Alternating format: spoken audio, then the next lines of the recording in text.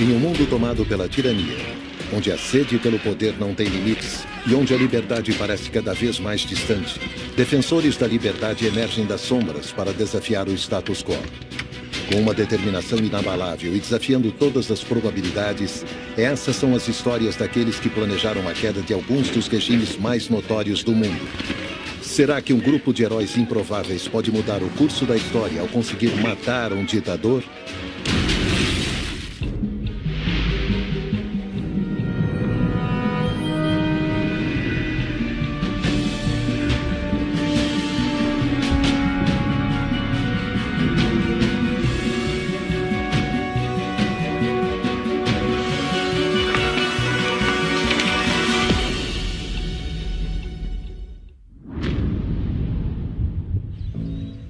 De maio de 1961, República Dominicana. São quase 10 da noite e o sol já desapareceu há muito tempo atrás do mar do Caribe. Uma brisa gelada perfura o ar noturno que agora está repleto de expectativa. Estacionado ao longo do paredão em uma tranquila rodovia costeira, um homem mexe em sua arma, esperando que ela seja suficiente. É um trabalho simples. Ele orquestrou meticulosamente cada momento desse cenário e agora não tem tempo a perder. Os americanos se retiraram repentinamente, deixando essa missão crítica apenas nas mãos dele e de seus colegas dissidentes dominicanos. Ele olha para seus colegas conspiradores com os nervos endurecidos pela convicção. Essa será a terceira tentativa de derrubar o bode. Se forem bem-sucedidos, eles porão fim a uma ditadura cruel que castiga Hispaniola há 3 décadas. De repente, um conjunto de faróis aparece à distância. É agora ou nunca.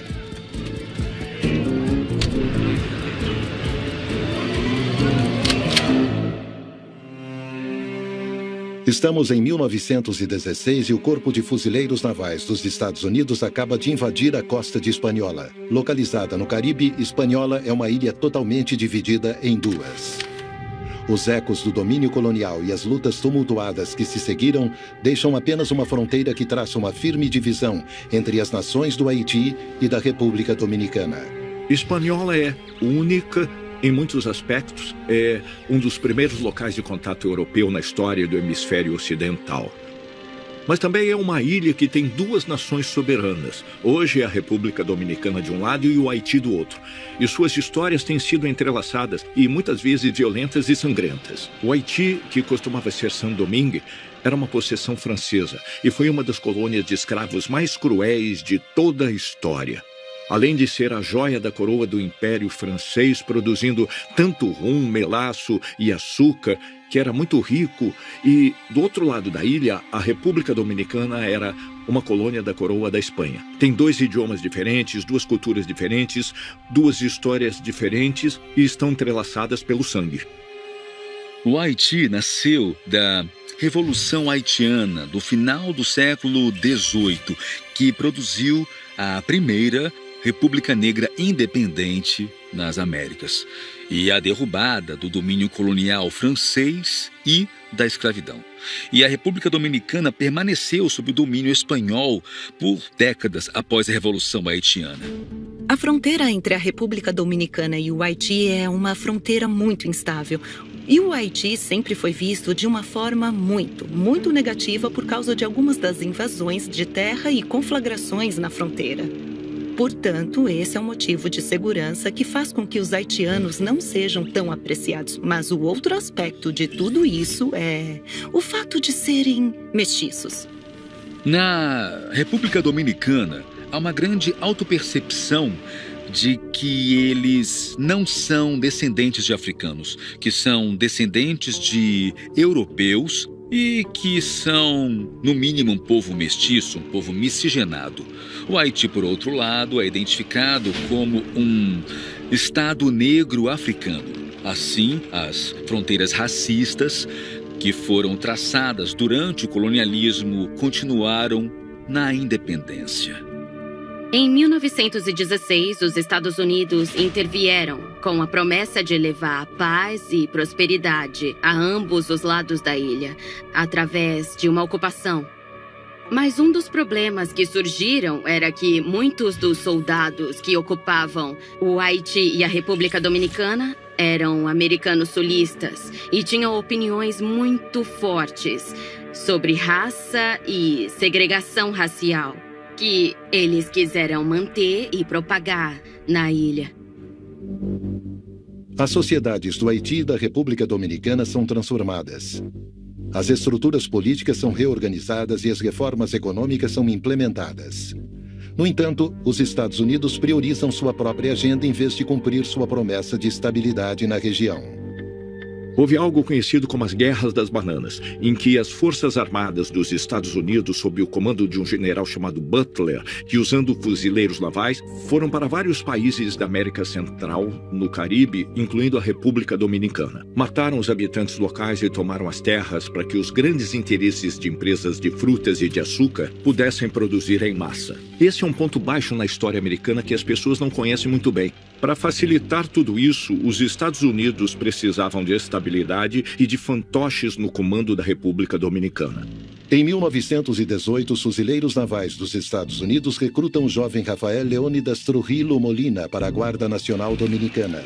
Exalando uma sede palpável de poder e uma lealdade ao seu comando, ele sobe na hierarquia com facilidade. Trujillo foi moldado por essa experiência de fazer parte do exército dos Estados Unidos e também foi treinado para assumir o comando dessas tropas.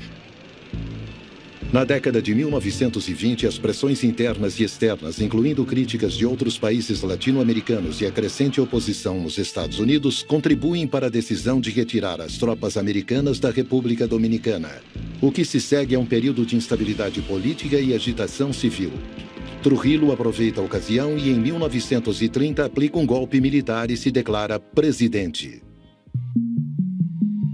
Durante seus primeiros anos no poder, Trujillo de fato promoveu algumas mudanças dramáticas na República Dominicana. Ele modernizou o país. Ele construiu estradas, construiu escolas, ele construiu hospitais e também aumentou as taxas de alfabetização para até 90%. Isso atraiu muito apoio de diferentes públicos. Tinha um apelo populista para o seu público doméstico, mas também era atraente para os Estados Unidos, até mesmo para a Igreja Católica, que ocupava uma presença bem importante na vida dominicana. Ele era claramente um homem que, por conta de seu histórico militar e do fato de se apresentar como o herói nacional da República Dominicana, ele tinha fome de poder, ele tinha sede de respeito e admiração das pessoas. E parte de sua arrogância e da maneira como se comportava fazia parte do culto à personalidade que ele cultivava em torno de si. Mas por trás dessa fachada brilhante, ele abriga uma crença sombria, que se manifestará na mais terrível atrocidade que Hispaniola jamais viu. Trujillo veio de uma família de raça mista. A sua avó materna era, na verdade, parcialmente haitiana. O próprio Trujillo tinha um senso muito forte de hierarquias raciais e da superioridade de certas raças. E ele mesmo se sentia envergonhado da cor da própria pele. Há relatos de que ele tentava encobrir a cor da sua pele usando clareadores e maquiagem, porque ele acreditava que o tom da pele afetaria a maneira como ele seria percebido e também seu lugar na sociedade. Incomodado com a mistura das etnias dominicana e haitiana, Trujillo promete, em suas palavras, remediar as fronteiras misturadas. Trujillo considera seu dever não apenas fechar a fronteira, mas também enviar uma mensagem forte a qualquer um que se atreva a cruzá-la. Não só havia um movimento transfronteiriço entre o Haiti e a República Dominicana, como também havia relacionamentos e casamentos entre haitianos e dominicanos. Trujillo queria acabar com a miscigenação desses dois grupos e foi nesse momento que ele instigou um massacre terrível. Em 2 de outubro de 1937, ele autoriza uma campanha genocida, enviando seus soldados ao longo da fronteira dominicana para caçar qualquer pessoa de sangue haitiano. Com facões em mão, seus homens empregam uma tática implacável para descobrir seu alvo. Trujillo autoriza suas forças armadas a prender, deter e assassinar milhares de haitianos de forma quase arbitrária. E o que eles faziam para provar que eram haitianos e não dominicanos negros é que, com sotaque de inspiração francesa, influenciado pelo crioulo no Haiti, eles não conseguiam pronunciar da mesma forma que os dominicanos perejil, que é salsinha em espanhol. Assim, os soldados assassinos de Trujillo pediam que os haitianos dissessem perejil. E se eles pronunciassem erroneamente e dissessem perejil, eram detidos ou mortos. Isso ficou conhecido como o Massacre do Perejil. Essa onda de assassinatos levou à morte brutal de até 20 mil homens, mulheres e crianças haitianos em apenas alguns dias. É óbvio que a comunidade internacional ficou chocada com essa resposta, inclusive os Estados Unidos. Entretanto, as coisas estavam mais complicadas para os americanos, que precisavam de bons amigos na região, pois queriam um aliado em importações e exportações. E por mais desprezível que Trujillo fosse, os Estados Unidos estavam dispostos a fazer vista grossa. Os Estados Unidos só exigiram o pagamento de indenizações às famílias de inúmeros haitianos que foram mortos. E Trujillo concordou. Foi algo em torno de $500 milhões americanos. Era muito mais dinheiro na época do que hoje, mas ainda era pouco para o número de famílias que perderam seus entes queridos. Trujillo acatou, e acho que esse foi o primeiro exemplo de como ele enganava os Estados Unidos. Muitas vezes ele dizia que obedecer ia pegar mais leve em termos de brutalidade, o que apaziguava os Estados Unidos, mas ele não cumpria e se safava. O fato de Trujillo ter saído com pouco mais do que um tapa na mão demonstrava a relativa invisibilidade do Haiti no cálculo político dos Estados Unidos, bem como suas prioridades na Guerra Fria, pois era mais importante manter Trujillo como um aliado na luta contra o comunismo e manter a presença dos Estados Unidos no Caribe do que punir as violações dele dos direitos humanos. Mas para aliviar a pressão sobre ele, Trujillo decide se aposentar por um tempo e institui um presidente fantoche, mas continua sendo el jefe, o chefe. Ele manteve o controle das Forças Armadas. Portanto, apesar de não ser o presidente formal, ele ainda estava no controle, porque, em última análise, quem controla a lealdade do exército é o mesmo que vai ter o controle do país. Os tentáculos da autoridade del jefe alcançaram todos os cantos da ilha, prendendo todos os oponentes em suas garras sufocantes. Armado com ferramentas sinistras, ele emprega uma força policial secreta e um grupo dedicado de espiões para eliminar e silenciar a oposição com formas sádicas de tortura. O regime de Trujillo empregou táticas extremamente brutais. Eletrocuções, mutilações e até mesmo alimentar tubarões com seus corpos em um local conhecido como a piscina. O boato de que as pessoas viravam comida de tubarões enchia de monstros a imaginação das pessoas sobre o que aconteceria se enfrentassem e se opusessem a ele. O reinado cruel de Trujillo se estende às mulheres da República Dominicana. Além de 3 esposas e inúmeras amantes, Trujillo envia seus chamados olheiros da beleza para o interior, a fim de localizar jovens mulheres para seu harém. Como muitos ditadores, ele tinha inúmeras amantes e dizem que tinha um apetite sexual insaciável, aparentemente como um bode. Por isso, às vezes, ele é conhecido como o bode, o que, na verdade, é visto por ele e por outros, infelizmente, como um elogio. Rafael Trujillo era um homem arrogante. Ele acreditava que era um homem muito bonito, achava que era um homem charmoso e pensava que seu charme podia conquistar o coração de qualquer mulher.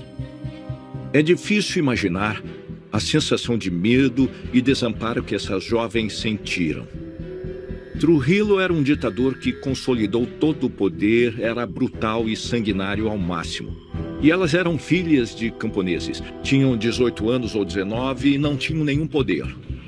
Estamos em 1949 e Minerva Mirabal, uma jovem estudante universitária, acaba de ser convidada pessoalmente para uma das festas exclusivas del Jefe com sua família.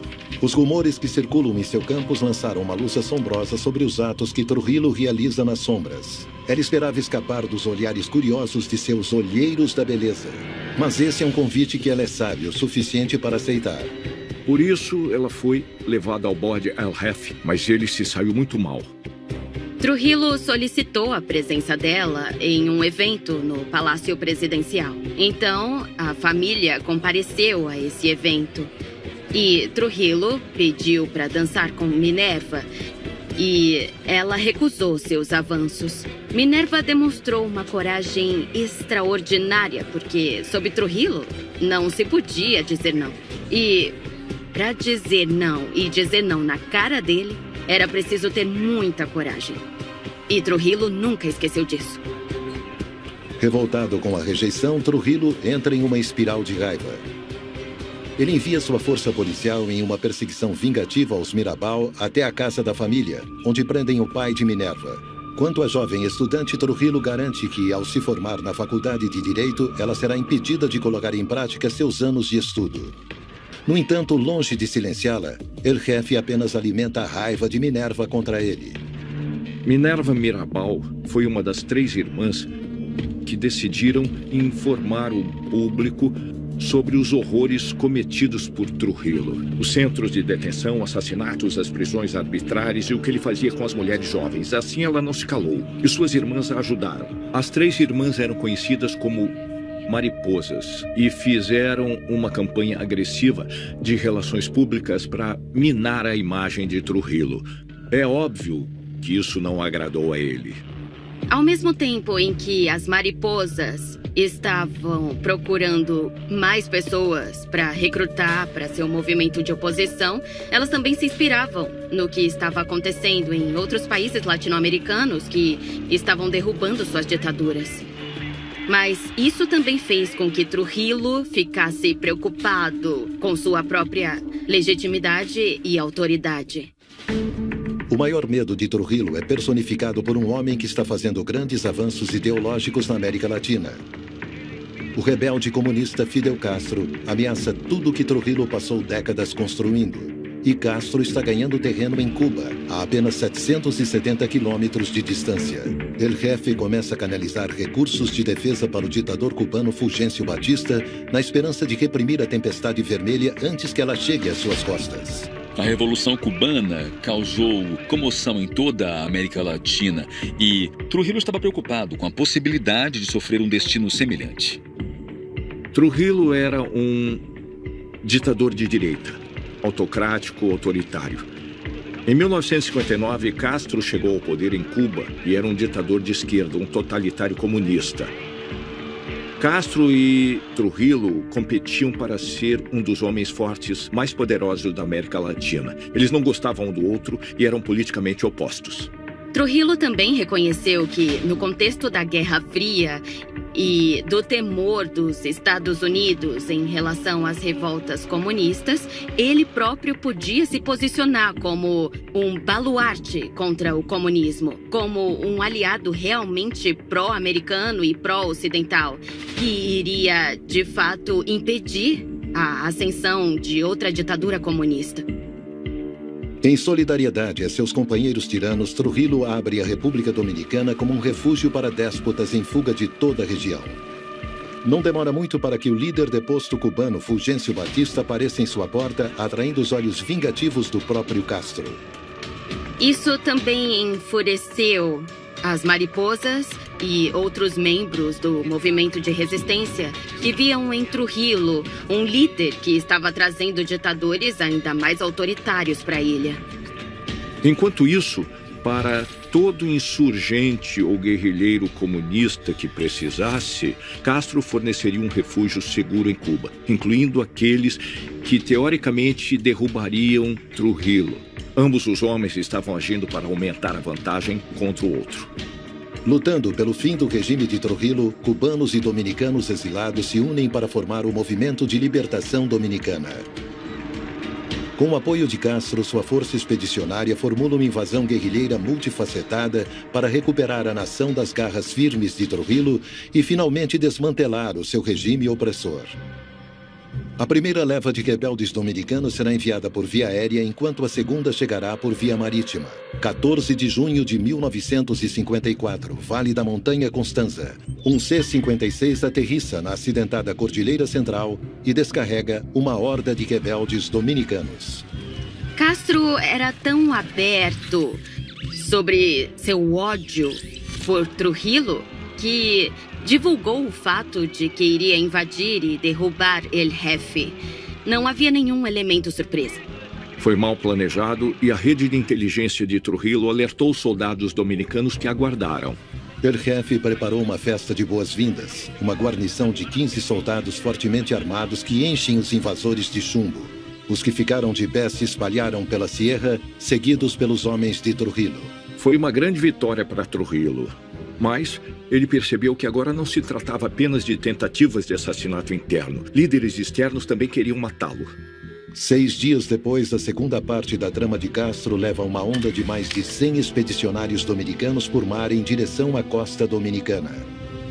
Mas antes que eles cheguem à costa em segurança, acontece um desastre. Os rebeldes são avistados pela Força Aérea de Trujillo e em poucos minutos sua frota é dizimada em um ataque devastador. Esses rebeldes podem ter se saído melhor com um fim sangrento no mar.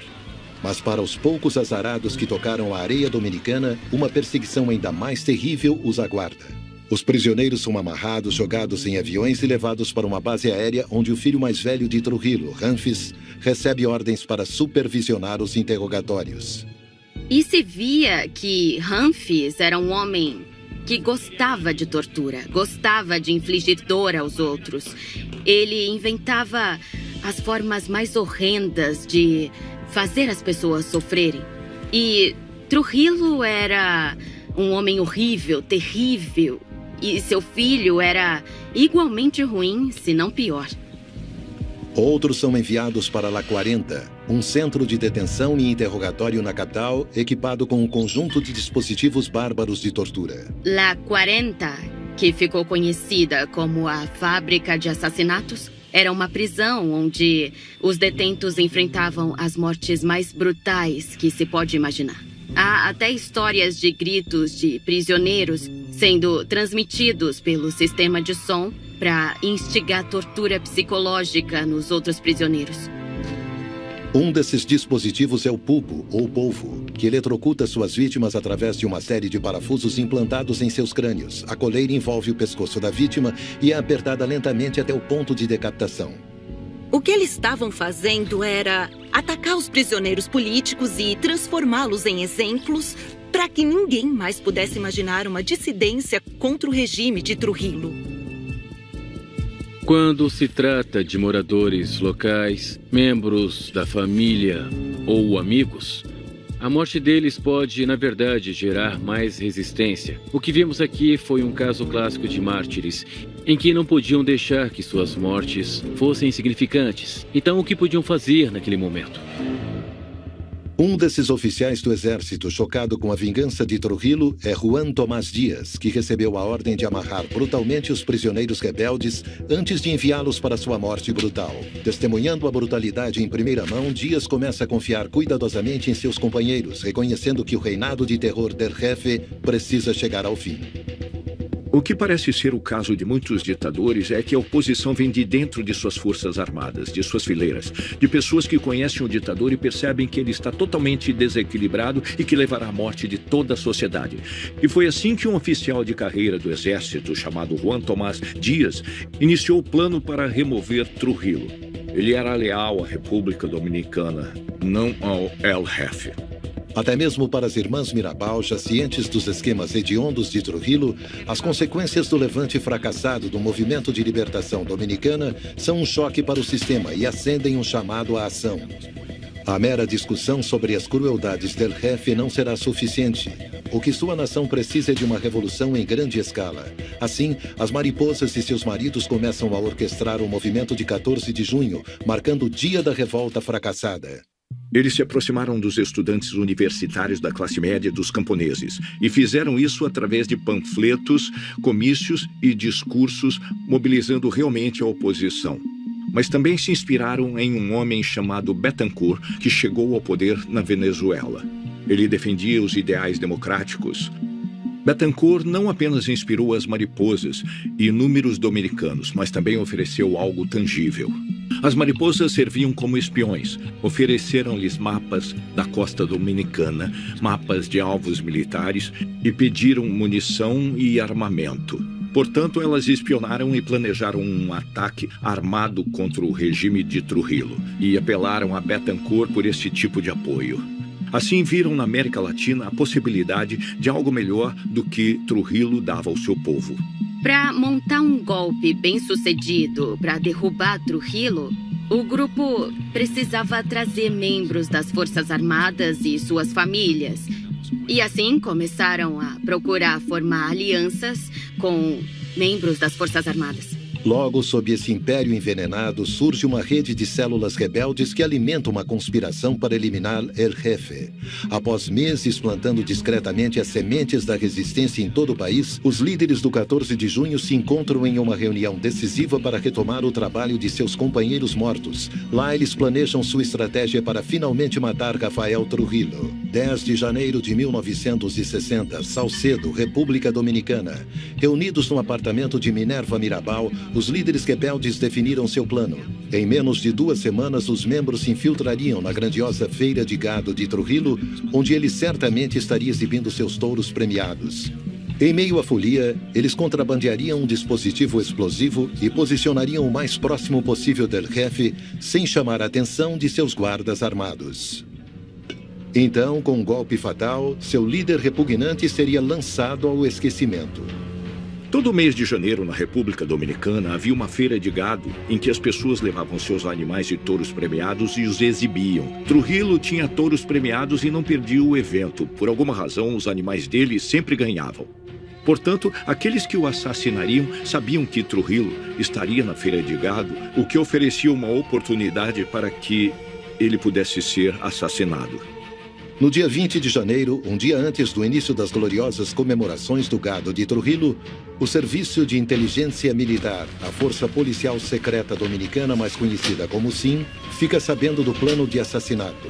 Em uma incursão desenfreada, os agentes capturam centenas de cidadãos que supostamente estariam associados à luta das mariposas. Para aqueles que planejavam assassinar Trujillo, ele tinha espiões em todos os níveis da sociedade dominicana. Seus tentáculos estavam por toda parte. As irmãs mariposas eram corajosas e honradas pelo que fizeram, mas era um grupo de jovens moças que não foram treinadas em inteligência e revolução.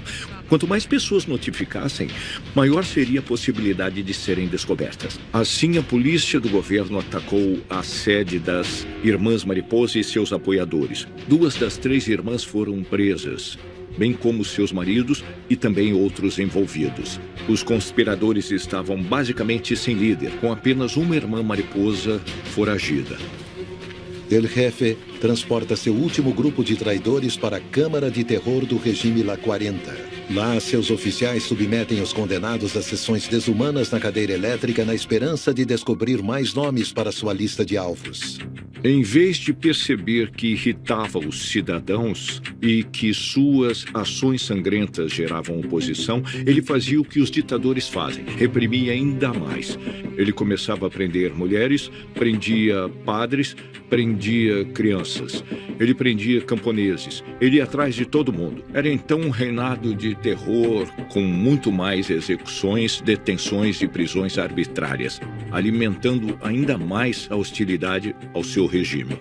O país chora coletivamente enquanto seus filhos, pais, irmãos e vizinhos são arrastados para os confins mortais da prisão para enfrentar uma punição impiedosa por acusações forjadas. Entretanto, 5 dos homens acusados do plano de assassinato são padres católicos. E quando a notícia de maus tratos da iminente deportação deles vaza para além dos muros de La 40, a igreja intervém. Uma carta pastoral redigida e assinada por todos os bispos do país é lida em voz alta nas igrejas de toda a República Dominicana, condenando Trujillo por sua reação monstruosa. Seu apelo final pede ao chefe que se controle e acabe com os excessos.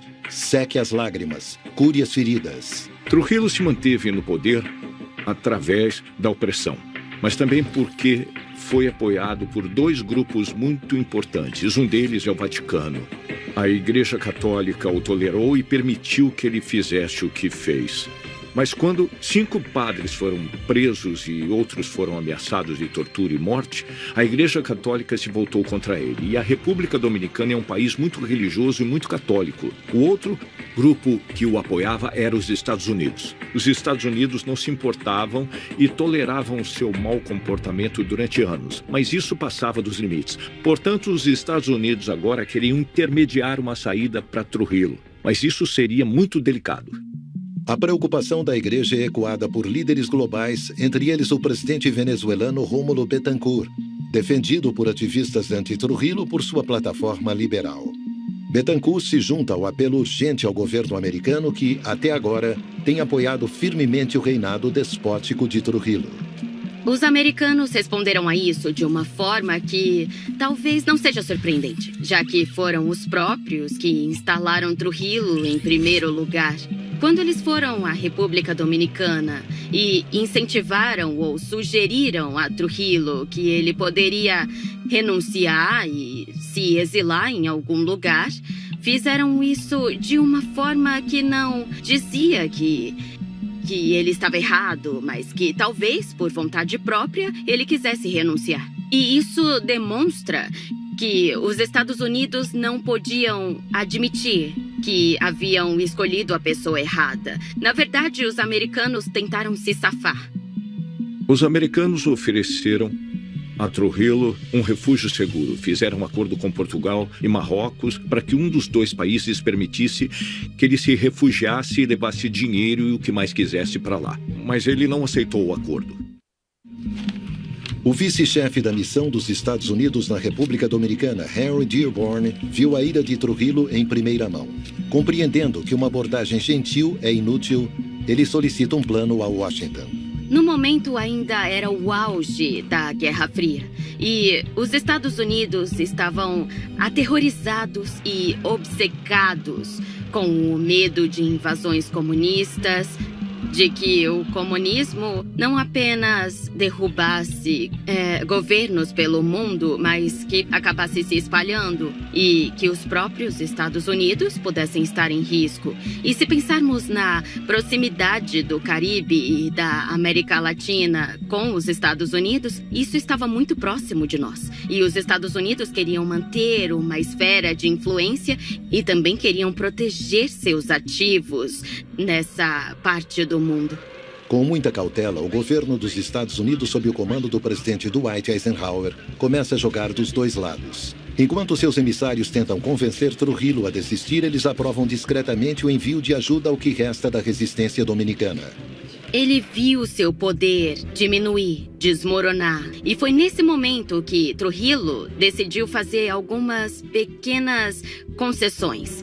Uma delas foi reduzir as penas de prisão, mas também libertar muitas prisioneiras, inclusive as mariposas.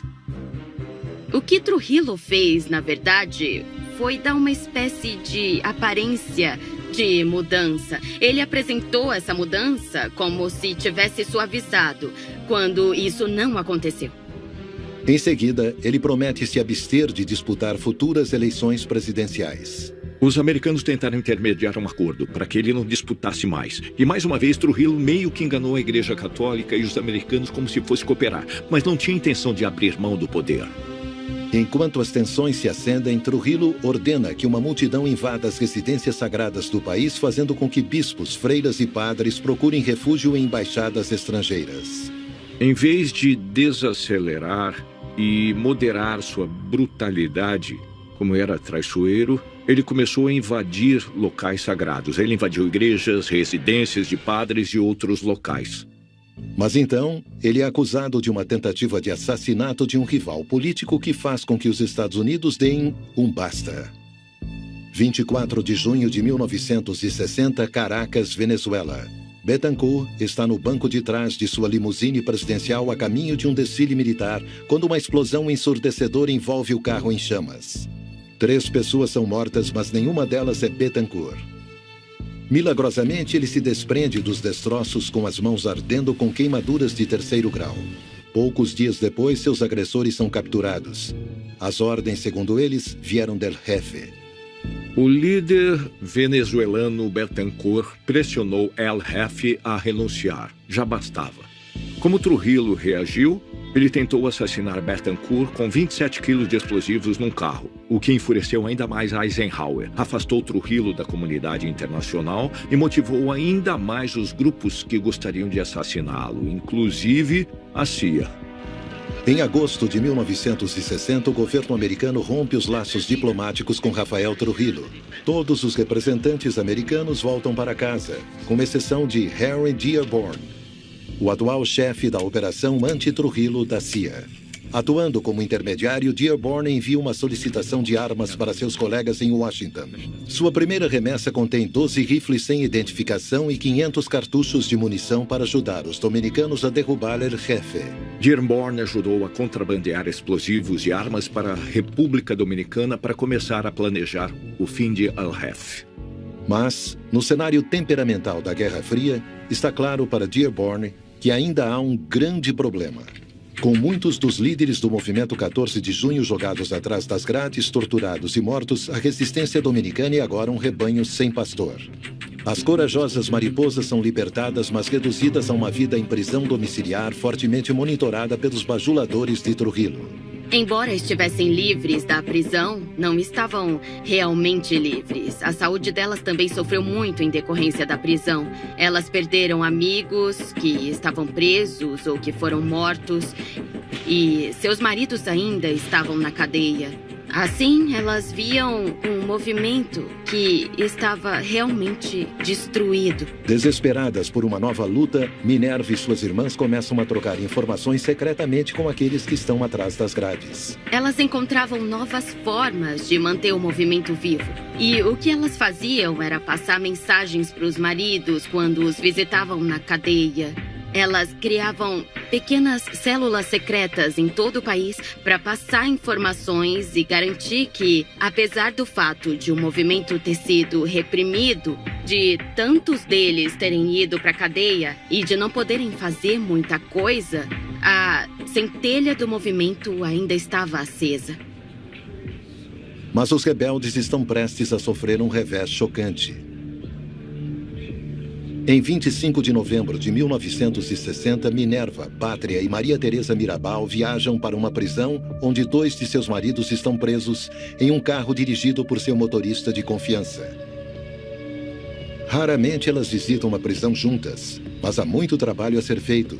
E quanto mais informações conseguirem, mais cedo conseguirão a queda de Trujillo. Seus maridos haviam sido transferidos recentemente para uma nova prisão, que ficava em uma área muito remota, e as irmãs Mirabal foram informadas ou encorajadas a não ir, pois o risco era grande demais, já que a viagem até a prisão era longa e qualquer coisa poderia acontecer na estrada. Elas não deveriam viajar juntas e não deveriam seguir uma estrada secundária, mas essa parecia ser a única escolha que tinham. Então, de forma corajosa e tola, elas viajaram para visitar seus maridos. Mas Trujillo tinha uma surpresa esperando por elas. O motorista segue por uma longa estrada, aparentemente sem outros carros, até que, de repente, se aproxima da visão sinistra dos capangas del Jefe. Antes que tenham a chance de fugir, o veículo sofre uma emboscada e o motorista é morto. As 3 irmãs são retiradas do banco de trás sob a mira de armas e arrastadas para um canavial onde são cruelmente silenciadas e espancadas até a morte. Seus corpos foram colocados de volta no carro, que foi então jogado de um penhasco para parecer que tinha sido algum tipo de acidente de trânsito. Mas apesar de Trujillo ter tentado fazer parecer que tinha sido um acidente, o público não acreditou na história. Tinha sido uma emboscada, um assassinato. E houve uma enorme reação. O público ficou revoltado. A comunidade internacional estava indignada, portanto a pressão era grande para que El Jefe abdicasse imediatamente. Os Estados Unidos já estavam perdendo a paciência com ele e, portanto, eles avançavam com um plano para assassiná-lo. O assassinato das mariposas se torna uma tempestade de rebeldia, levando até os mais próximos do ditador a chegar ao limite de tolerância. Para o oficial do exército Juan Tomás Dias, esse é o empurrão final de que ele precisa. ele furtivamente une forças com o rico empresário dominicano e ativista político Antônio de la Maza, um amigo com desejo de vingança pessoal após o assassinato sem sentido de seu irmão 3 anos antes. Juntos, Dias e de la Maza reúnem um grupo de homens, todos em busca de um fim para o torturante mandato de Trujillo. Eles precisavam de armas e de apoio, precisavam de munição e de um plano. A CIA estava mais do que feliz em trabalhar com eles. Os homens se reúnem rotineiramente na casa de Dias e, para evitar espiões, se amontoam em torno de um projetor de 16 milímetros que ilumina sua sala de estar com os maiores sucessos de Hollywood. Sob o diálogo das estrelas, eles discutem discretamente planos de assassinato. Dias e la Maza inventaram todos os tipos de complôs para remover El Jefe. Alguns pareciam normais, como um atirador de elite, outros interessantes, como pegá-lo quando estivesse na cama com sua amante. Outros eram fantásticos, é claro, incluindo transformar um caminhão-tanque em um coquetel Molotov. Bater no carro dele e explodir tudo eram bem fantásticos. O problema, é claro, era que Trujillo era paranoico e, como todos os ditadores, mudava constantemente seus planos. Ele vivia cercado por guarda-costas e tinha uma rede de espiões. Ele era muito cuidadoso, exceto quando ele ia visitar suas amantes. Ronda completa. No final, a equipe decidiu por uma estratégia simples. De la Maza vai liderar uma unidade para interceptar Trujillo na viagem semanal ao rancho em San Cristóbal, enquanto Dias vai aguardar o sinal para iniciar um golpe armado. Era o rancho onde ele se encontrava com as amantes. Portanto, eles conheciam a rota que ele normalmente fazia e iam emboscar o carro. O suprimento inicial de armas americanas está em poder dos homens, mas eles sabem que, para garantir uma perseguição bem-sucedida, precisarão de mais. Eles recorrem a Dearborn para pedir urgentemente um arsenal melhor abastecido e o pedido é enviado a Washington. Henry Dearborn, o chefe da CIA, não conseguiu fazer as coisas andarem rapidamente, por vários motivos. Houve mudanças no governo dos Estados Unidos. Eisenhower terminou seus 2 mandatos. Havia um novo presidente, John Kennedy, que desconfiou dessas conspirações. Ele queria fazer as coisas por conta própria, então ele demorou. Eles ficaram frustrados, queriam derrubá-lo e Trujillo continuava sendo uma ameaça. Mas antes que Dearborn possa entregar essa carga preciosa a Dias e de la Maza, uma catástrofe em Cuba prejudica seus planos. Em 17 de abril de 1961, agentes da CIA iniciam uma invasão em Cuba, atacando a Baía dos Porcos numa tentativa de destituir o líder comunista Fidel Castro. Os Estados Unidos estavam se apresentando globalmente como defensores dos direitos humanos e da democracia. Portanto, serem vistos auxiliando no assassinato de líderes, interferindo na soberania dos outros países, era uma imagem ruim. Repentinamente, o governo Kennedy volta atrás em sua palavra, ciente de que a derrubada de um ditador pode facilitar a ascensão de outro. A sede da CIA ordena que Dearborn retenha o último carregamento de armas dos rebeldes. Após tal constrangimento internacional, era compreensível que Kennedy e a CIA e os líderes americanos hesitassem em realizar outro golpe desse tipo. Isso deve ter sido irritante para o movimento de resistência anti-Trujillo, porque tudo o que eles precisavam para finalmente derrotar Trujillo era de alguma ajuda. Sem a assistência dos americanos, os rebeldes reúnem todas as armas que podem para se preparar para um confronto com seu ditador brutal. Se quisessem pegá-lo, precisavam de algo maior, de um carro veloz, um carro de perseguição. Então la Maza o comprou. Assim eles tinham tudo o que precisavam. Em 17 de maio, os homens preparam sua armadilha. De la Maza coloca seu grupo em 2 carros ao longo da Avenida George Washington. Lá eles ficarão atentos ao trajeto de Trujillo para seu rancho em San Cristóbal, onde ele se encontrará com uma série de cortesãs. Dias aguardará um sinal evidente antes que Trujillo e seus cúmplices lancem um contragolpe. Então, no dia anterior ao início da terceira vigilância, alguém próximo ao El Jefe informa de la Maza sobre a mudança de planos. Trujillo diz que ele fará sua viagem a San Cristóbal à noite, e os rebeldes têm menos de 1 hora para preparar sua posição. Percebendo que essa pode ser a única chance de libertar sua nação, Os homens seguem a liderança de La Maza e correm para a avenida quando a hora da caçada se aproxima. Nas sombras de um paredão, em um trecho tranquilo da estrada, eles aguardam pacientemente sua presa. Quando Al Ref viajava, ele tinha um carro blindado, um carro à prova de balas. Ele tinha guarda-costas e um comboio. Era óbvio que um ditador como esse, com tantas pessoas atrás dele, precisava fazer isso. Mas quando ia ver a amante, geralmente ele dirigia um Chevrolet. E tinha apenas seu motorista fiel. Ele andava armado, assim como o motorista, mas isso o tornava vulnerável. 30 de maio de 1961, da capital de Ciudad Trujillo. Rafael Trujillo entra no banco de trás de seu veículo segurando uma grande mala cheia até a borda com dinheiro e documentos.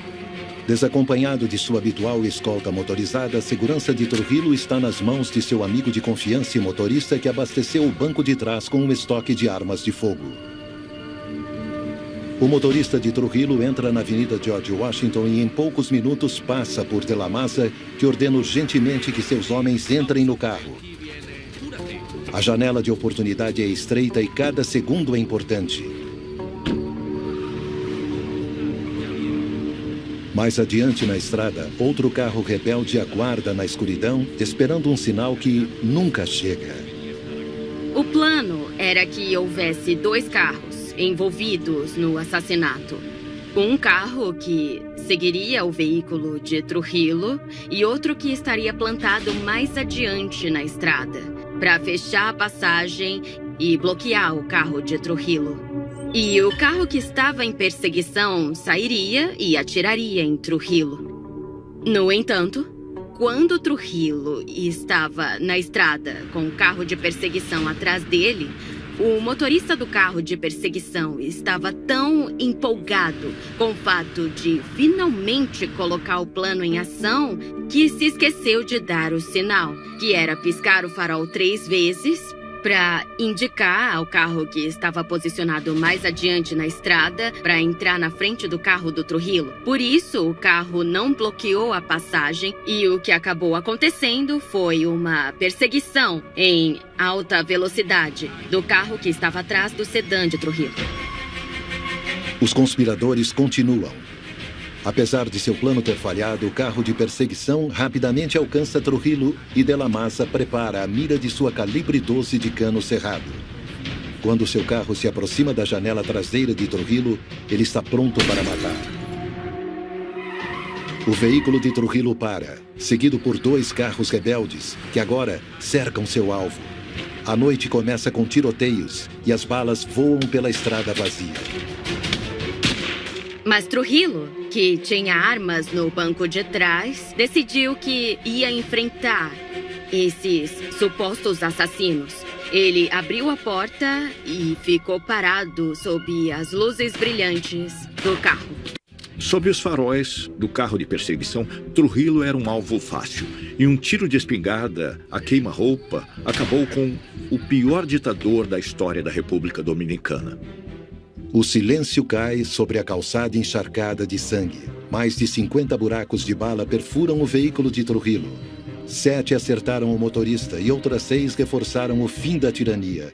O bode está finalmente morto.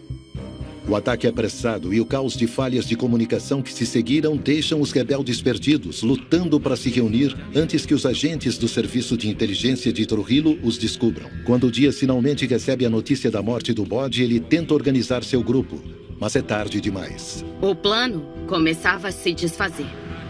Eles tiveram essa descarga de adrenalina durante a perseguição, durante o tiroteio, mas depois que passou, ficaram fracos, o que diminuiu suas faculdades cognitivas. Eles não estavam pensando com muita clareza, estavam mentalmente exaustos. Quando estamos mentalmente exaustos, cometemos erros. Eles pegaram o corpo do Trujillo e o colocaram no porta-malas do carro. Mas um dos assassinos deixou uma arma no local. Eles também pegaram o corpo do motorista, presumindo que ele estivesse morto. E o jogaram no acostamento da estrada, mas ele não estava morto. O motorista de Trujillo recuperou a consciência e conseguiu chegar a um hospital para tratar de seus ferimentos. E também contou à polícia o que aconteceu com ele. Assim, seu testemunho, combinado com a arma registrada em nome de Dias levou os investigadores às casas dos conspiradores e eles encontraram o carro com o corpo de Trujillo no porta-malas. Em questão de dias, muitos dos assassinos e suas famílias são capturados para enfrentar a tortura e execução iminente sob as ordens do filho perverso del jefe Ramfis. Dias e de la Maza quase escapam da primeira captura, mas após alguns dias de fuga são vistos por agentes do SIM e têm o seu destino selado em um tiroteio mortal. A CIA sempre se preocupou com a negação plausível. Eles não podiam ter suas impressões digitais nesses casos, em assassinatos de outros líderes, especialmente líderes que se diziam serem pró-americanos. Dearborn, após esse assassinato bem-sucedido, pegou um avião e foi embora. Voltou para os Estados Unidos. O lugar de Trujillo é logo ocupado por seu filho impiedoso, Ramfis, enfurecido após o assassinato do pai. Seu domínio sobre a nação é brutal, mas breve. Uma resistência contínua acaba forçando Ramfis e a família Trujillo a fugir do país. Mas todas as esperanças de um governo revolucionário são frustradas pela interferência contínua dos Estados Unidos. Em uma quase repetição do que aconteceu em 1916, os Estados Unidos acabaram enviando tropas de ocupação para a República Dominicana em 1965. O legado de Trujillo não é o que ele teria desejado. Após sua morte, as estátuas foram retiradas. Após sua morte, os nomes das ruas, das escolas e da capital foram alterados para os nomes originais. E os dominicanos fizeram o melhor que puderam para tentar esquecer esse período horrível de uma ditadura sangrenta em sua nação insular. A incerteza e inquietação persistem na década seguinte ao assassinato de Trujillo. Mas os rebeldes conseguiram, pelo menos, estabelecer a esperança, dando início a um poderoso movimento que, em última análise, pôs fim a uma era de opressão sem precedentes. Os assassinos de 30 de maio de 1961 e todos aqueles que caíram antes deles na valente missão de derrubar El Jefe são hoje lembrados como alguns dos maiores heróis da história dominicana.